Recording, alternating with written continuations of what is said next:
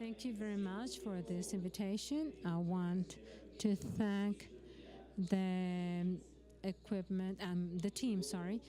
And of course, I would like to mention that it's very important to have a global guideline that may orient us about how to construct an educational system which is inclusive and balanced. And in such a way, it is also important to mention mainly in the topic that pertains us and to identify who are the actors and which are the multi-sectorial actions that we must perform in order to achieve the construction of that inclusive system.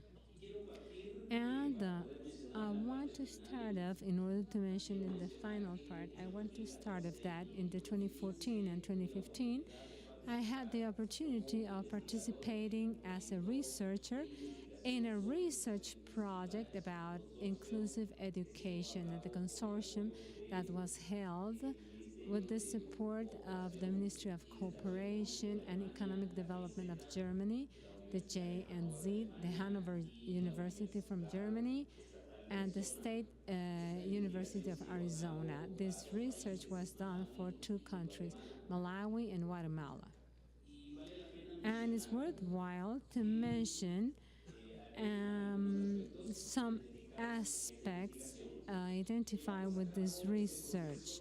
And we perform this process in three dimensions: the access that the people have to the educational system, the acceptance that they achieve, and also the participation or the learning opportunity that they have. So we achieve to identify that there are many barriers in order to be able to access to the educational system of the nation. And we have mentioned several aspects here, but these barriers are conformed in challenges for our countries in such a way that we will be able to construct inclusive educational systems. And with respect to these barriers, we have to lead all the cooperation for the multi-sectorial events. We mentioned poverty, for example, because in poverty, which is expert in unemployment, child work, and the places where the people work, either rural or urban, families migration, malnutrition of children, organized crime, and insecurity in urban areas in the countries, mainly pregnancy in teenagers and children, and the overage topic. These are barriers in order to access the system. And then the budgetary limit, the per capita impression that the countries do for the educational systems in our countries is very low, in such a way that it does not solve all the needs. So the topic of infrastructure, transportation, roads, in order to access the schools. And it's also very noticeable the little possibility of programs of learning during their lifetime. And according to the acceptance, well, many times children achieve an access, but when they are 1 meter from school, they face that they are not accepted for their disability, ethnical origin, because they cannot talk the official language of the school or whatnot, educational or economic situations, bullying, and also based on a discrimination from one to the other. So we have to work very strongly on this topic. So in the rural areas and families which are poor, we are able to perceive differentiated expectations of education for men and women.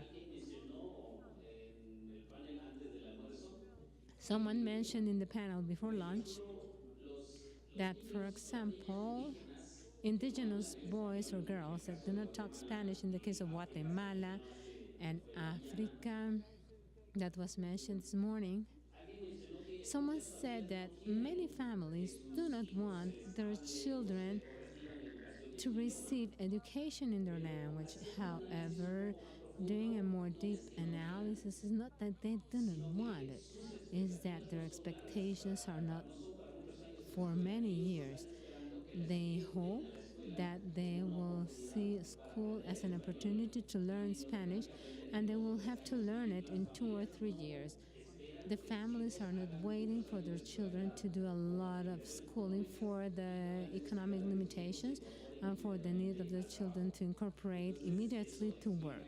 So this explains why they do not want to be taught in their mother tongue, because what already mentioned, the need now, the urgent need is to learn Spanish in the case of Guatemala in order to incorporate to work in 10 or 11 years old and then quit school. So these reposters, what we have to strengthen the equity conditions, because many times not uneven conditions make people not to keep on studying, and sometimes they surpass the abilities of the ministries of education. So we propose that there are actions that are multi-sectorial inside every state, and the national cooperation also, and many times international cooperation that allows them to be aligned with respect to this topic. So the great opportunity that we have now by having access to this global guideline, as the president said a while ago, it's a document that must be perfect in itself in every context, but that will transform the focus that we have on inclusive education. Many people think that inclusive education is only for disabled people, but I believe that with these efforts that they're doing, we will have a better definition of inclusive education. Thank you very much.